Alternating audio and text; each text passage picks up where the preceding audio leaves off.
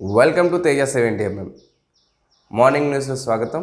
ఇవాళ వార్తలు చూసుకున్నట్లయితే నెల రోజుల్లో నడక ఉజ్వల్ భవిత వైపు రేవంత్. తెలంగాణ ప్రజలకు తమ సేవకులమే తప్ప పాలకులం కాదని ముఖ్యమంత్రి రేవంత్ రెడ్డి పేర్కొన్నారు.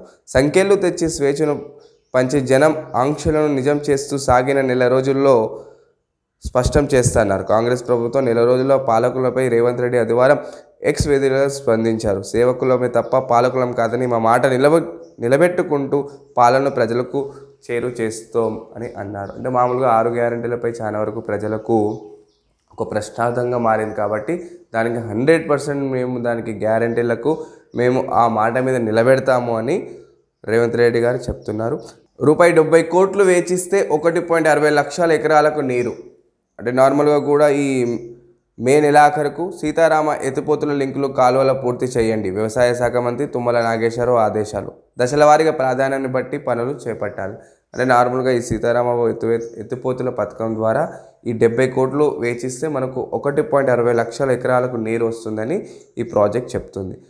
ఫీజు ఎంతో ముందే చెప్పాలి, అప్పుడే ఆ సీటు లెక్కల్లోకి. సొంతంగా చేర్చుకోవడం కుదరదు. కౌన్సిలింగ్ మొత్తం ఆన్లైన్లోనే. పోస్ట్ గ్రాడ్యుయేట్ వైద్య ప్రవేశాలపై ఎన్ఎంసి కొత్త మార్గదర్శకులు. అంటే నార్మల్గా కూడా ఈ కొన్ని సీట్లు అనేది ఆన్లైన్లో ఎలా పడితే అలా ఎక్కువ ఫీజులు పెట్టి విద్యార్థులకు ఇబ్బంది కలిగించేలాగా చేస్తున్నారు. కాబట్టి దానికి మనకు ఎన్ఎంసి సంస్థ అనేది కొన్ని మార్గదర్శకాలు విడుదల చేసింది. సో దానికి సంబంధించిన ఫీజు మీరు ఆన్లైన్లో ఎంత పడితే అంత పెట్టకుండా విద్యార్థులకు ఇబ్బంది కలగకుండా సో దానికి కొన్ని టర్మ్స్ అండ్ కండిషన్స్ తీసుకొచ్చింది.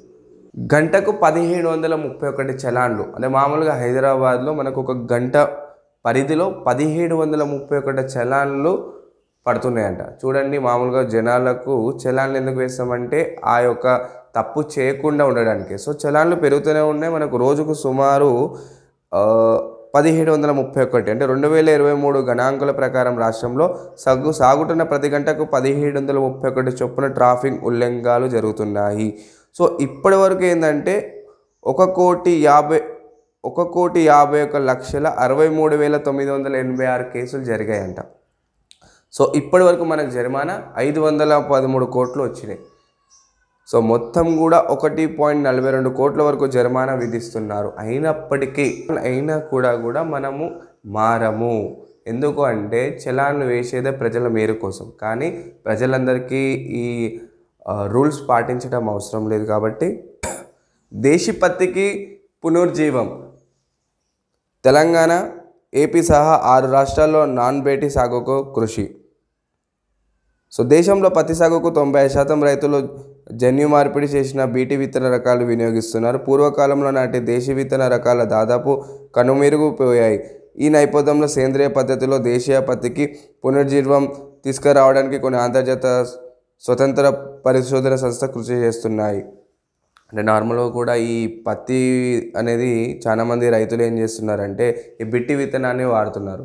అలా కాకుండా మాకు సేంద్రియ పద్ధతిలో మనం చేస్తే ఈ పొల్యూషన్ అనేది తగ్గుతుంది, అదేవిధంగా పంట కూడా చాలా బాగా పండుతుందని నెదర్లాండ్ నుంచి, స్కాట్లాండ్ నుంచి చాలామంది శాస్త్రవేత్తలు వచ్చి దీని మీద మన పాత పద్ధతిలోనే వ్యవసాయం చేయాలి అని, దేశీ పద్ధతిని పునరుజ్జీవం చేయాలని ముందుకొచ్చారు.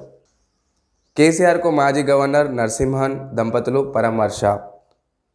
బీఆర్ఎస్ అధినేత మాజీ ముఖ్యమంత్రి కేసీఆర్ గారిని తెలంగాణ మాజీ గవర్నర్ నరసింహన్ విమల దంపతులు పరామర్శించారు. ఎన్నికల వేళ ఎటు తేల్చుకోలేక.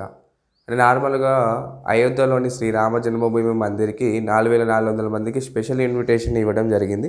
సో ఈ ఇన్విటేషన్ కాంగ్రెస్ నేతలకు కూడా ఇవ్వడం జరిగింది. మరి ఆ కాంగ్రెస్ నేతలు వస్తున్నారా? చూడండి, ఇక్కడ ఏం జరిగిందంటే అయోధ్యలో రామాలయం ప్రారంభోత్సవానికి హాజరయ్యే విషయంలో కాంగ్రెస్కు ఎటు తేల్చుకోలేక పరిస్థితి ఎదురవుతుంది. అసలు ఈ వేడుకకు ఆహ్వానం అందకపోతే బాగుండేదని కాంగ్రెస్ అగ్రనాయకులు భావించే ఆశ్చర్యం లేదు. ఒకవేళ ఆహ్వానం అందకపోయే ఉంటే రామ మందిర ప్రారంభోత్సవానికి భారతీయ జనతా పార్టీ కార్యక్రమంగా మార్చేశారని విమర్శలు వస్తున్నాయి. మతపరమైన కార్యక్రమానికి రాజకీయం చేశారని తప్పు పట్టడానికి వీలయ్యేది. తీరా జనవరి 22 నాటి ప్రారంభోత్సవానికి హాజరు కావాల్సిందిగా శ్రీరామ జన్మభూమి తీర్థ ట్రస్ట్ కాంగ్రెస్ అధికారంలో సోనియా గాంధీ, ఆ పార్టీ అధ్యక్షుడు మల్లికార్జున్ ఖార్గేని, అధీర్ రంజన్ గారిని దాంతో ఏదో ఒకటి తేల్చుకోవాల్సిన ఆగతిల కాంగ్రెస్ నేతలు. సో నార్మల్గా కూడా చూడండి, ఈ ఎంపీ ఎలక్షన్స్ వస్తున్నాయి. ఒకవేళ భారతీయ జనతా పార్టీ చేసిన వ్యూహాత్మక రచనలకు కాంగ్రెస్లకు ఒక ప్రశ్నార్థంగా మారింది. ఒకవైపు ఎంపీ ఎలక్షన్స్ రాబోతున్నాయి. ఇప్పుడు జనవరి 22 రోజున అయోధ్య శ్రీరామ మందిరం ఓపెనింగ్ అవ్వబోతుంది. సో ఇక్కడ కాంగ్రెస్ ప్రభుత్వం ఒకవేళ అయోధ్య శ్రీరామ మందిరానికి వెళ్తే ఏమవుతుంది అనేది ఒక ప్రశ్నార్థంగా వాళ్ళకు మారిపోయింది.